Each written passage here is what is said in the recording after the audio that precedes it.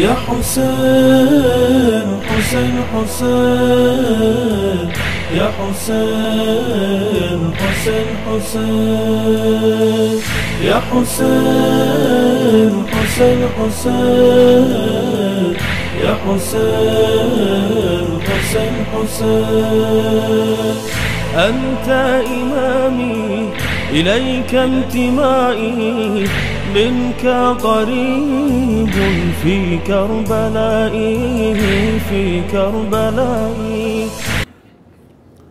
أعوذ بالله من الشيطان الرجيم. بسم الله الرحمن الرحيم.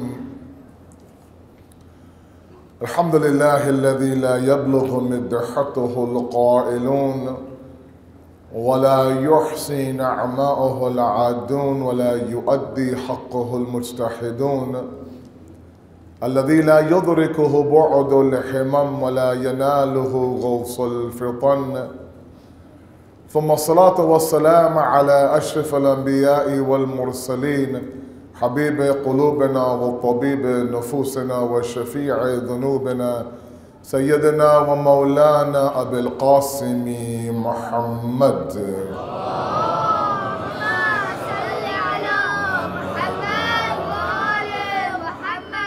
وعلى بيته الطيبين الطاهرين المعصومين المظلومين، لا سيما بقية الله في الأرضين، صاحب العصر والزمان، خليفة الرحمن إمام الإنس والجان، ولعن الله وعداهم أجمعين إلى يوم الدين. أما بعد، فقد قال الله وقوله الحق. بسم الله الرحمن الرحيم. ظهر الفساد في البر والبحر بما كسبت أيدي الناس ليذيقهم بعض الذي عملوا لعلهم يرجعون. صدق الله العلي العظيم.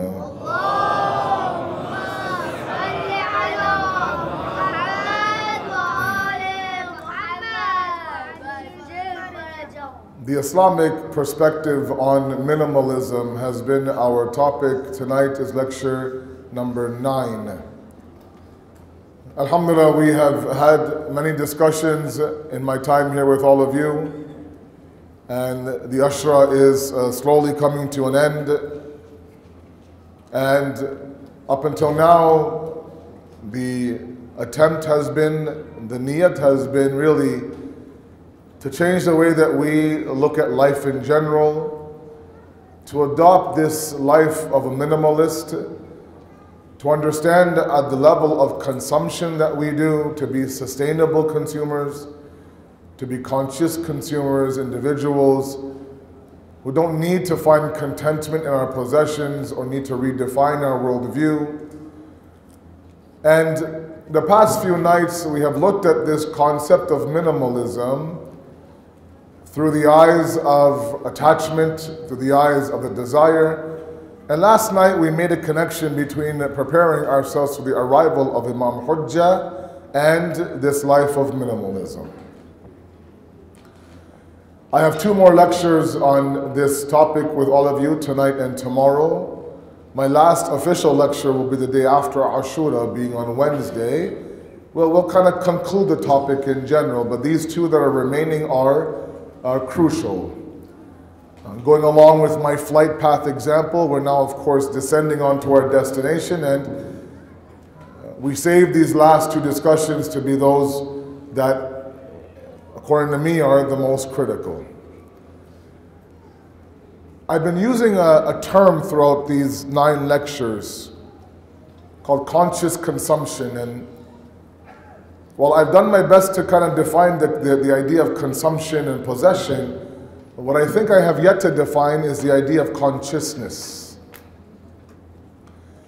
To be conscious of what we do, to have a level of consciousness, a level of awareness, an intention, a qasd, a focus, a clarity. If you remember my definition of minimalism way back when now, 9 lectures ago, I talked about the fact that minimalism brings about clarity in our life.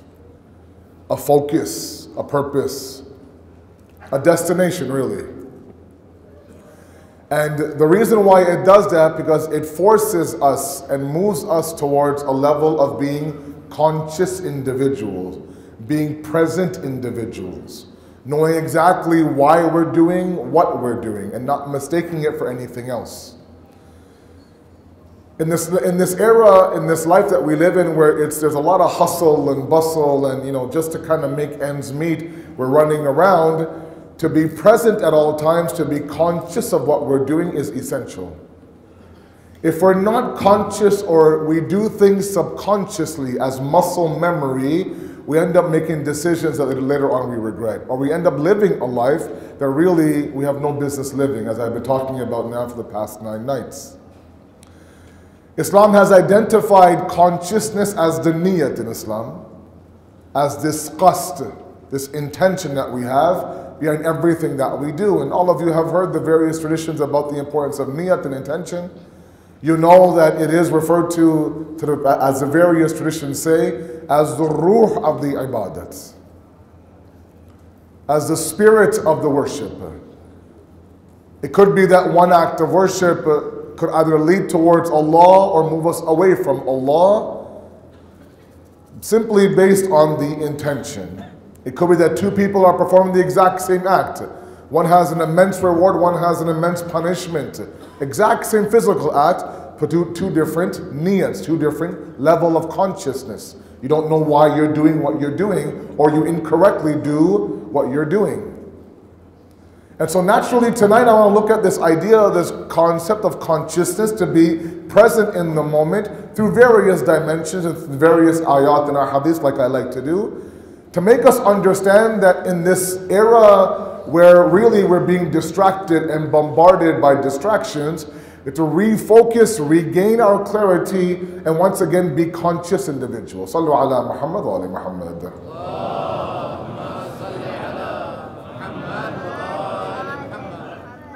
First of all, the effects of being an individual who is conscious of what you're doing.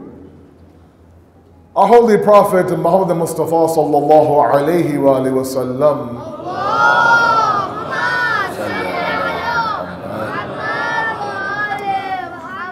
has a very powerful tradition. He says, Man arada Allahu bi qalilin min a'malahu. Man arada Allahu bi qalilin min amalihi.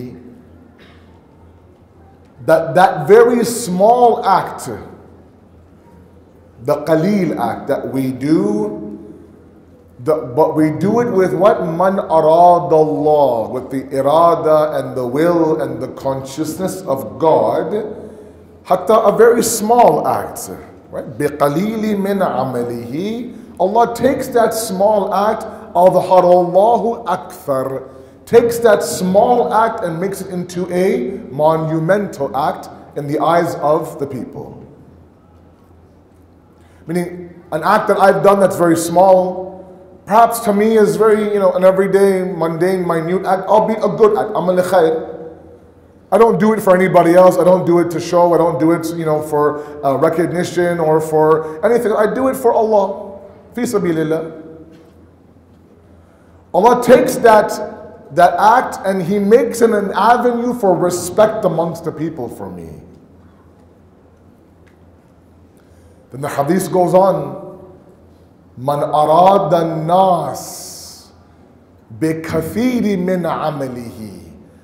Now, an individual does a monumental, a significant act, which on the outside is a good act, but he does it man arada an-nas, with the consciousness of I'm trying to please and doing it for the people. My niyat is for the people.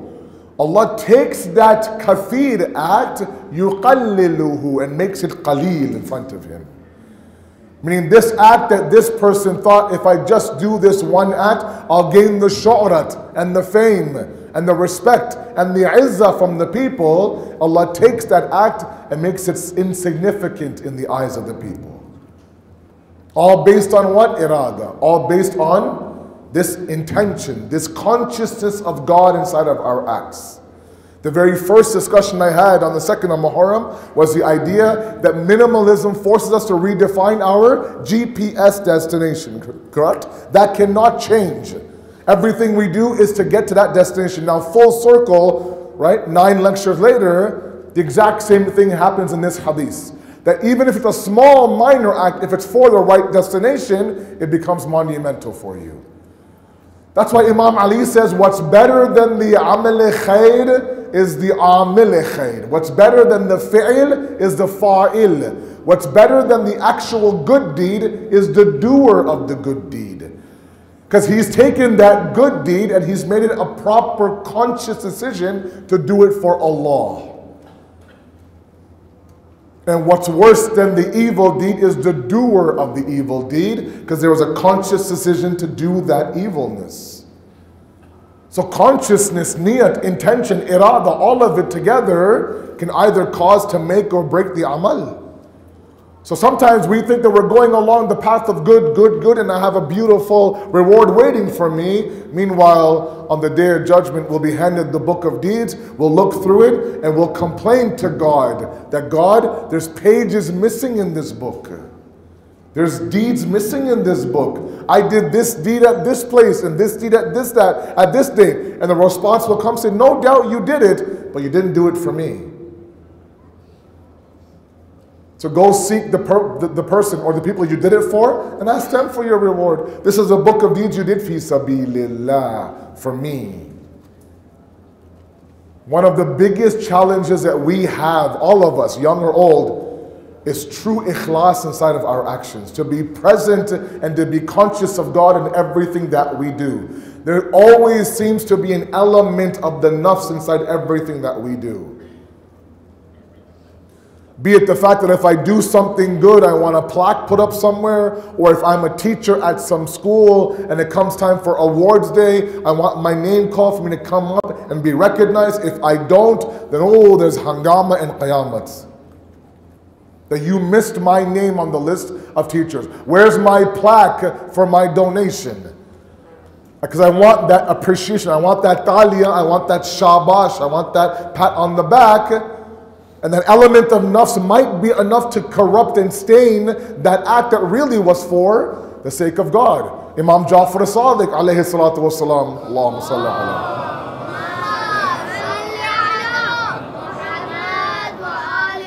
He says what's more difficult than to establish that sincere act, that conscious act, is to what? Maintain that consciousness throughout the act.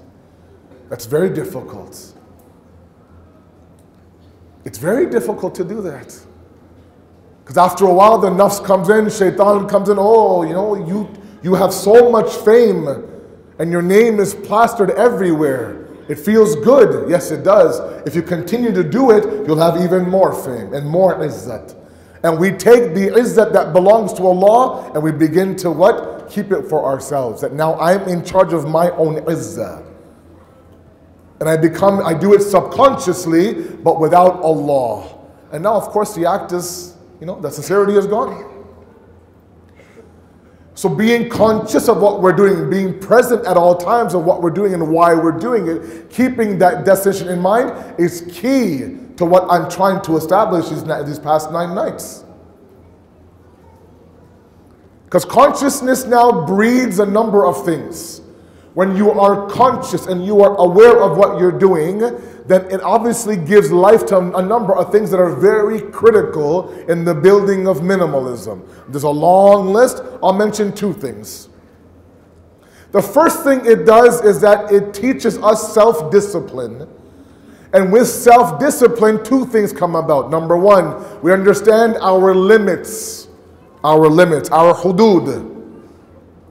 We understand our deficiencies, what we can do right, what we can do wrong.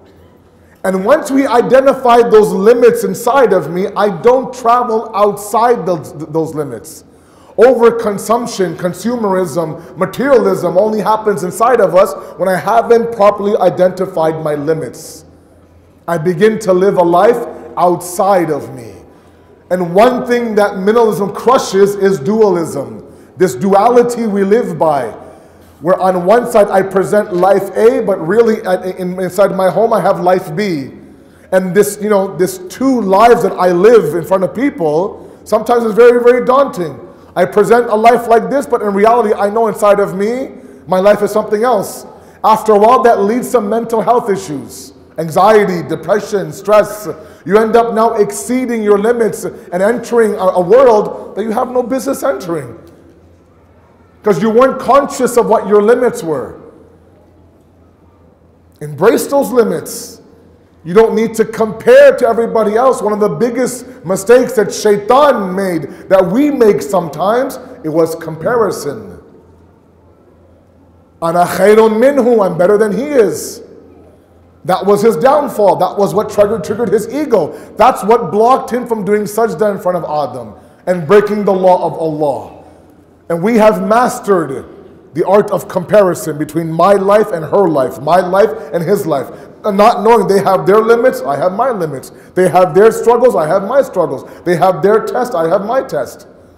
Sometimes we think we look to someone's life. I always say this. We look to someone's life, we think, you know what? I want that life. I want that life. I want that life.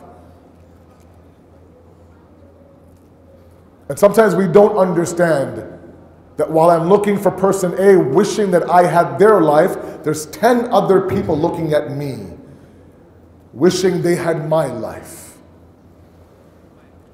It's all a journey, right? It's all your individual path. It's all that climb I talked about up the mountain. Now you're climbing the mountain looking to your left and right. Oh, he's there, she's there. He has those shoes. She has that equipment. No, understand your limits. Consciousness now tells you your limits. Your self-discipline. Then you live within those limits. That's what justice is, right? When you place things accordingly, that's just. When things are not where they should be, there's injustice. Be it at the level of consumption or be it at the level of our worship. We tried to be someone we're not, because that's what I think God wants from me. Or I try to live a life that I have no business living, because that's what society dictates to me. So I overconsume, I overpossess. All that is a lack of consciousness. The first thing that consciousness gives is self-discipline. The second thing it gives is a level of emotional intelligence. That's a big topic.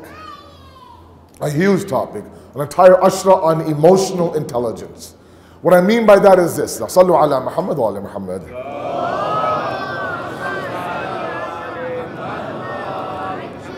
We are emotional beings. We experience a wide array of emotions. Sometimes what we lack, what people like me lack, is not the emotion, it's to identify what emotion it is. So sometimes I react to an emotion inside of me incorrectly because I haven't identified what the emotion is to begin with, or what the trigger of that emotion is. So while on the outside I'm angry, really inside I'm envious.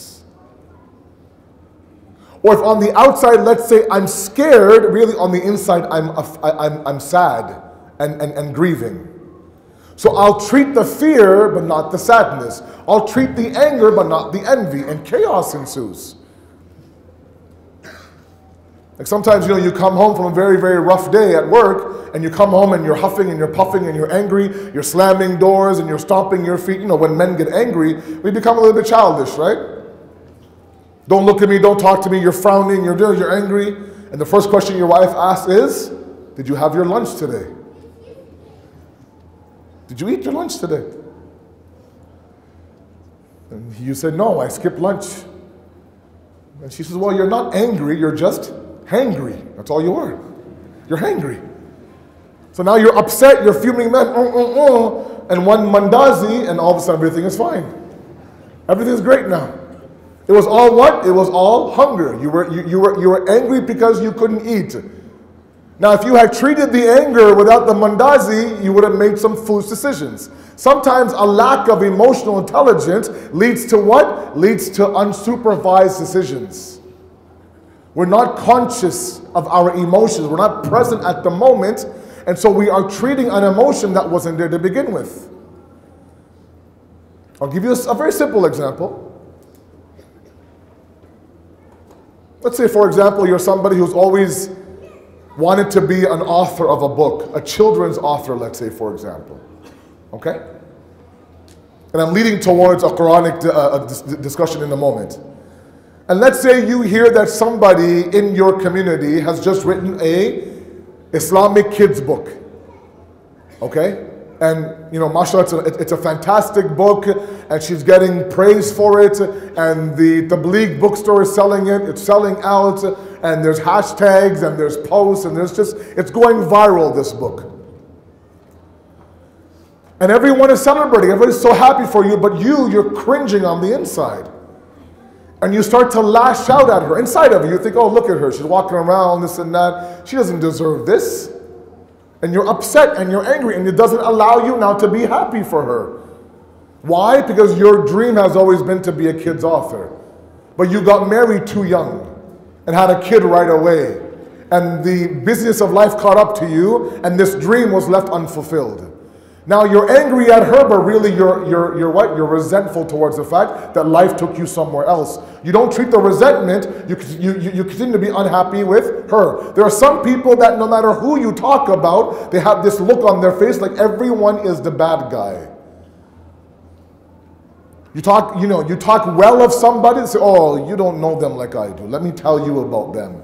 And any chance of any dhikr khair or any sort of good suggestions or compliments, they'll crush that because they can't stand the fact that somebody else now is getting complimented except for me. We have to identify that, and sometimes we can't. So when someone asks you why you're so angry, you have no idea why you're angry, and that even frustrates you more. And because we don't have that emotional intelligence, we go out making decisions based on that ignorance. So we binge watch or binge shop or binge eat. I'm angry, I want to numb that, so I go out and I buy things and I consume things that I shouldn't consume. All because I'm not able to identify that. Now Surah Yusuf identified, it captures this moment very, very clearly. Surah Yusuf is that surah, of course, where this from starting to end, this story of Nabi Yusuf very beautifully is told. In the very beginning verses of this surah, Nabi Yusuf approaches his father and talks about this dream he has. Right? Inni ra'aytu ahadan ashara kawkaban. I saw what? 11 stars. Washamsa, and a sun. Wal qamara, and a moon. Ra'aytuhum li sajidin. All of them were doing sajda to me. He goes to his father, tells his father. The very next verse, the father says, immediately, Ya bunayya la taqsud ru'yaka ala ikhwatik. Don't tell your brothers what you saw. Fayakidu laku kaida. They're going to plot against you. Don't you dare tell them about this story, this dream of 11 stars and the sun and the moon doing sajda to you. Now, we all know that Nabi Yusuf had the ability to interpret dreams, correct? We all knew that. But I don't think I've read anywhere where that ability and that ilm and that knowledge was given to his brothers. So if tomorrow he was to tell his brothers that, oh, by the way, I saw this dream of 11 stars and the sun and the moon worshiping me, they won't understand the true essence of the dream. They won't. But Nabi Yaqub knew the emotional state of his son so well that he knew that any sort of a hint that maybe this dream is about Nabi Yusuf and his high status, they'll plot against Nabi Yusuf. There are some people that, when you talk to them about others, as I mentioned, there's a hint of, you might compliment them, they get physically upset. They didn't want to hear anything about this one person. Don't tell me about anything about how great this person is. Yeah, I've heard it. I know, he's amazing. I get it. I don't want to hear that. It makes me upset.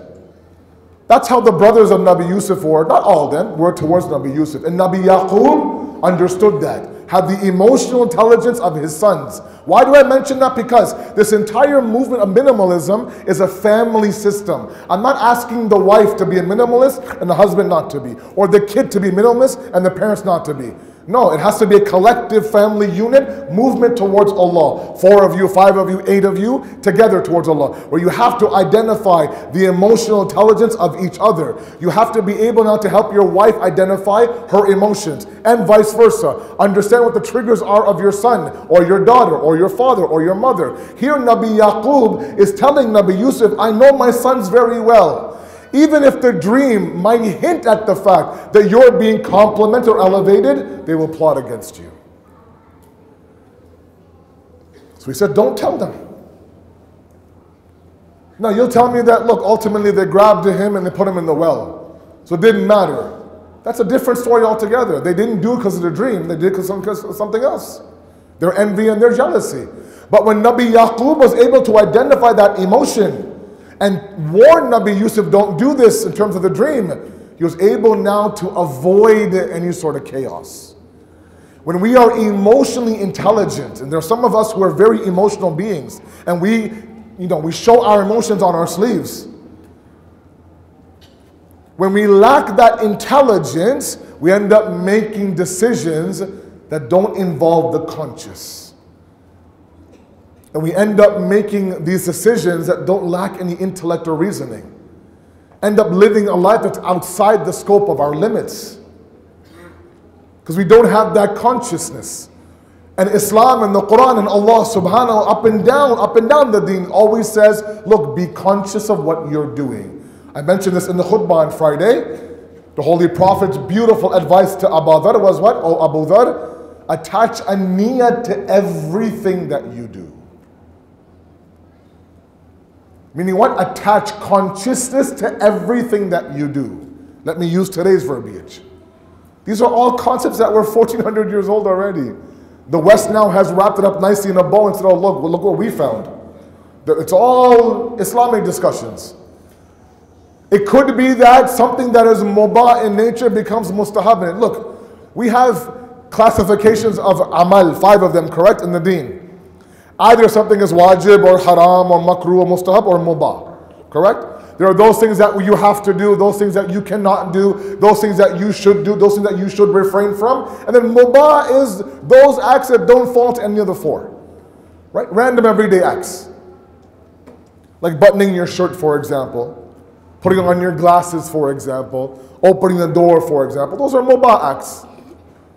The ulama of akhlaq say that we should try to strive for this life where we reduce the 5 down to 4 if possible. That our acts should only be either wajib, haram, makruh or mustahab.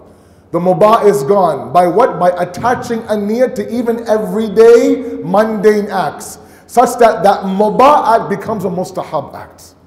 All by what? All by consciousness. All by consciousness. Because when we don't have the right consciousness, like I said, it could be that an act that is outside khair ends up being something difficult. I'll give you an example. We had a Q&A on Thursday at the Tabligh building, and a lot of mashallah youth showed up. It was a packed house. Now I want you to imagine that one male youth, 2 of them now are walking towards the Tabligh building. And they each have their respective niyats and they're conscious of what they're doing. I know why I'm walking to the Tabligh building for a Q&A with Sayyid Asad. I know exactly why I'm doing it. One says I'm going there to learn and to increase my knowledge and to be with my brothers. That's amazing. One, God forbid, says that I'm going there because I know there'll be sisters there. I just want to catch a glimpse. Walking towards what? A Q&A session about the deen. And the level of consciousness are 2 different things. If he is searching for ilm, one of them, it almost becomes wajib. If he's going to look at non-mahram, it becomes haram. These are simple examples all of you know, just reminders to all of you. But that's the importance of being present when you do something. We're consuming water, we're consuming our meal, we're filling our plates. If we're not conscious at that moment, then we'll go down this idea of overconsumption. If we don't know why we're possessing what we possess, or we're doing it with the wrong state of mind or the wrong emotional intelligence, when now I feel like this screen of a TV that I have in my house, I'm entitled to that because so far I've had a horrible life. And I'm resentful towards my life. So that resentment now translates into overconsumption. Happens all the time.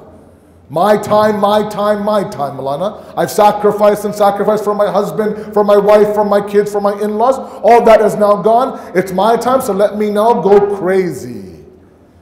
Buy things that I don't need, with money I don't have, to please someone who's not there. All with the wrong level of consciousness. Because that consciousness resides inside the hearts. That's where you have to be conscious of what you're doing. Look at this. Look at these verses that all of you have memorized. Surah Shu'ara, 87, 88. Bismillah ar-Rahman ar-Rahim. Al-yawma la yanfa'u malun wa la banun illa man atallaha biqalbin salim. Asad.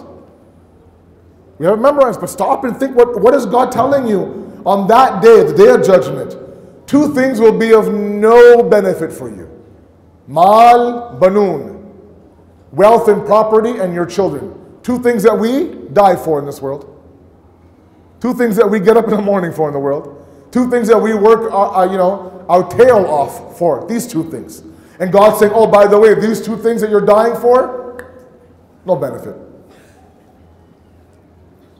Illa, except man atallaha biqalbin salim. If you go with Allah with a sahih salim qalb and a heart, then these things now become beneficial for you. Meaning what? You have the right level of consciousness, then your mal now, your banun now, all of it becomes for Allah. Remember my talk two days ago, that story of Ala ibn Ziyad, Asim ibn Ziyad, of the mansion. That mansion can be a bridge towards a mansion hereafter. Nothing wrong with that. Provided what? Qalbi salim. If we don't have the right level of consciousness, or we have none at all, we're just living like robots subconsciously, then everything we're striving for now becomes no benefit to us on the day of judgment. And that's sad. That's upsetting. Because the reality is we don't have multiple hearts. We only have one. Allah very openly says in Surah Al-Ahzab, ما جعل الله لرجل من قلبين في جوفه. I did not place two hearts inside the chest of man. I didn't give him two hearts or three hearts. I gave him one heart. He has one heart. Sometimes we live our lives like we have multiple hearts. There's one heart only in there. There's no qalbayn, there's no two hearts in there. So we have to now be at a level where we are intent on living our life with all the various tools around us towards Allah subhanahu wa ta'ala. And it's a struggle. I get it. I've been saying that to you for the past 2 or 3 nights now. I don't want anyone thinking this guy came, he left, and he made it sound so easy. It's not easy. It's a struggle. I asked you last night before, accept that struggle. I'm with you as well. I'm surrounded by capitalism in the West, surrounded by it. From in my pocket, to on my TV screen, to on my devices, to everywhere I go. It is a conscious decision. And the Quran says, لَيْسَ لِلْإِنسَانِ إِلَّا مَا سَعَى. You are nothing, the insan, but what you strive for, what you struggle for. Consciousness, to be present at all times, is a struggle in this era of distraction. And the Quran says that whatever you strive for, you'll become that. You'll be known for that, good or bad. And then Allah says, الَّذِينَ جَاهِدُوا فِينَا لِنَهْدِيَنَّهُمْ سَبُولَنَا. When you take that strive and struggle fina, in our way, Allah begins to open up doors for you. وَمَنْ يَتَّقِ اللَّهَ يَجْعَلْهُ مَخْرَجًا. You have that consciousness of God, the right level of consciousness. يَجْعَلْ لَهُ مَخْرَجًا. Allah gives you a solution, an outlet, an exit. And then He gives you rizq مِنْ حَيْثُ لَا يَحْتَسِبْ, from a source that you never even accounted for. How many doors have closed of rizq for us? How many doors have closed of unhappiness for us? And a door that we never even thought was a door to begin with opens up. Bismillah, come right through. Provided what? مَن يَتَّقِ اللَّهِ. That consciousness of God has to be there. صلوا على محمد وعلى محمد.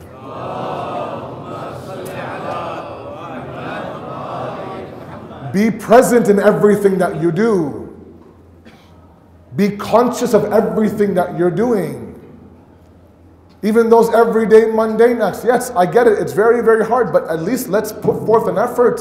Why am I doing what I'm doing? Why am I buying what I'm buying? Why am I consuming what I'm consuming? It's vital that we do that. Otherwise, what ends up happening is, like I said, we go down the route of chaos. And it's this very level of minimalism that requires a sacrifice. لَن تَنَالُوا الْبِرَّ حَتَّى تُنْفِقُوا مِمَّا تُحِبُّونَ. Verses that you know you've heard since you were a child. You will not reach that level of birr, abrar, righteousness until you give out of what you love. The sacrifice that you have to make for a greater good, to work for a cause outside of you, to be conscious of that cause outside of you, and then live for that cause, is exactly precisely what that success is in this world. When you identify that level of sacrifice, at that moment then anything that you have can be sacrificed in the way. Imam Hussein's prime message is that. Every step of the way, every stop he made on his journey from Medina, Mecca, all the way to Karbala, any stop he made, he gave a khutbah, a small talk, to remind himself, remind those who are with him, remind those who are listening, what my purpose is. Consciousness every step of the way. Precision in his decision making. Being present at all times. Keeping the focus in mind. Nowhere did we ever hear of a complaint or a gila or a shikayat of Imam Hussein that I am your hujjat Allah, I'm from the Ahlul Bayt, and you're putting all this in front of me. Instead, it seemed like the tougher the test was for Hussein, the more itminan and more serene he was. Because his consciousness was present. He knew exactly what he was doing on the plains of Karbala with every single shaheed. But if ever there was a moment where where Imam Hussein showed a little bit of the fact that this was a difficult test, was when his Aliyu Akbar went to the Maidan of Karbala.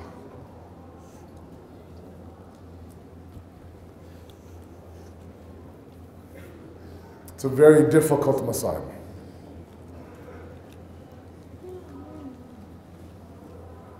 One that I want all of you to truly understand. Sometimes we think for a moment that Imam Hussein didn't have those feelings and those emotions that you and I feel. And there's moments inside the history and the narrations inside Karbala that tell us that he was a father on the day of Karbala. He was an uncle on the day of Karbala, like you are. He was a brother like you are to your brother. He had a heart and he had love and compassion. Yes, his sacrifice is the azim, no doubt. It does not mean that it wasn't easy for him. It was very difficult.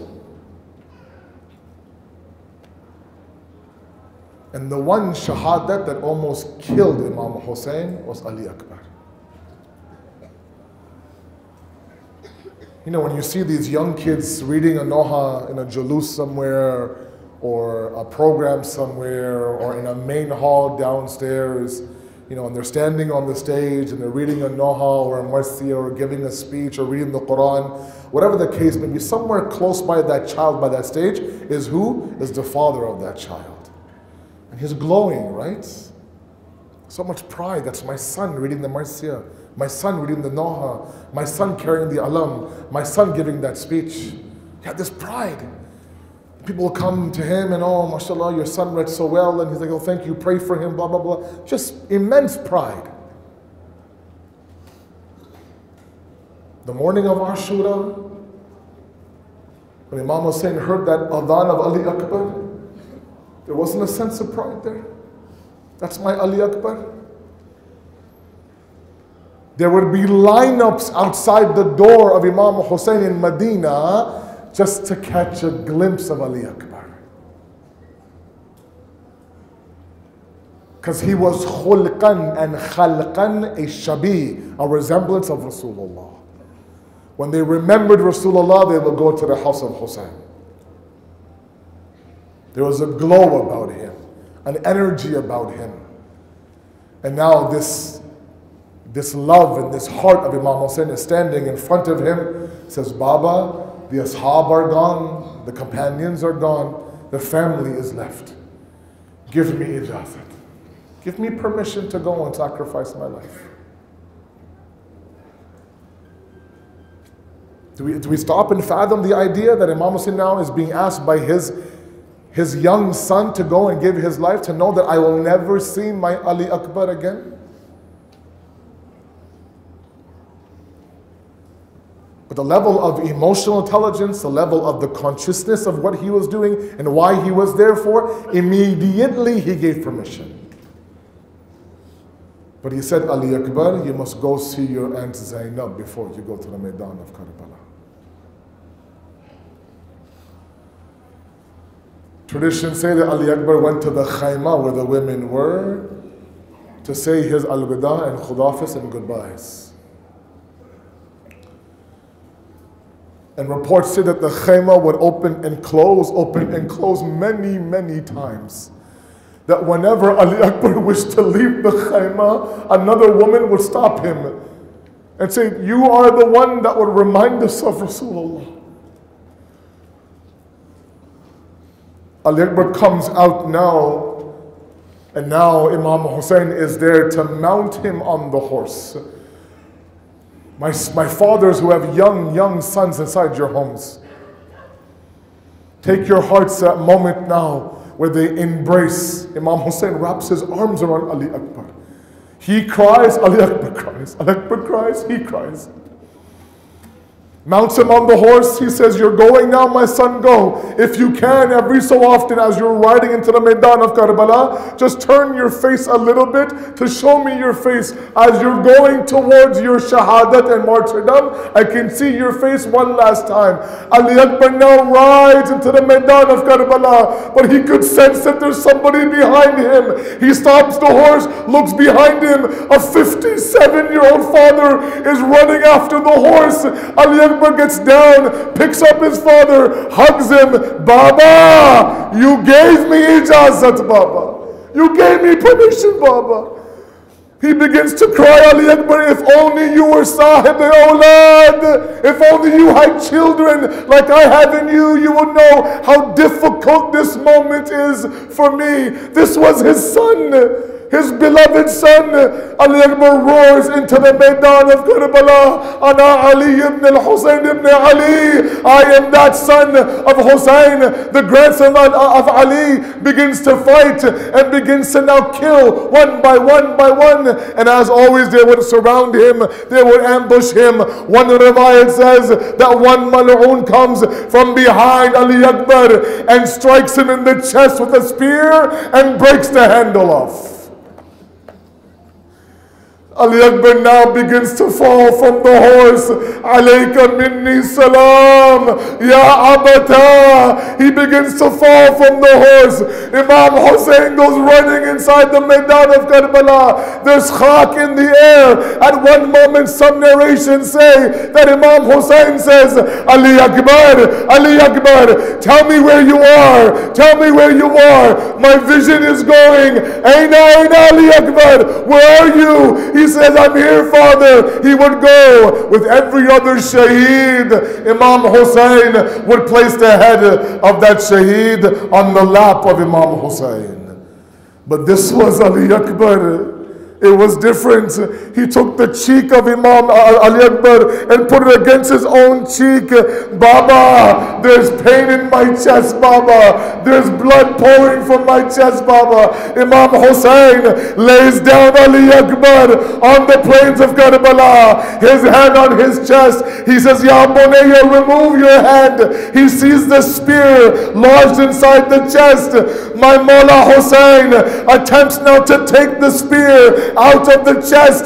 But every time he would do that, the body of Ali Akbar would go up and down on the plains of Karbala. My Mawla Hussein then attempts to take the spear out. This time he turns to Najaf, says, Baba, you were the one that ripped the door of Khaybar. Come to Karbala. See your Hussein. See my Ali Akbar. My Aqa Hussein put one knee on the chest of Ali Akbar, one foot on the plains of Karbala, grabbed the spear, said, Ya Ali, and ripped the spear.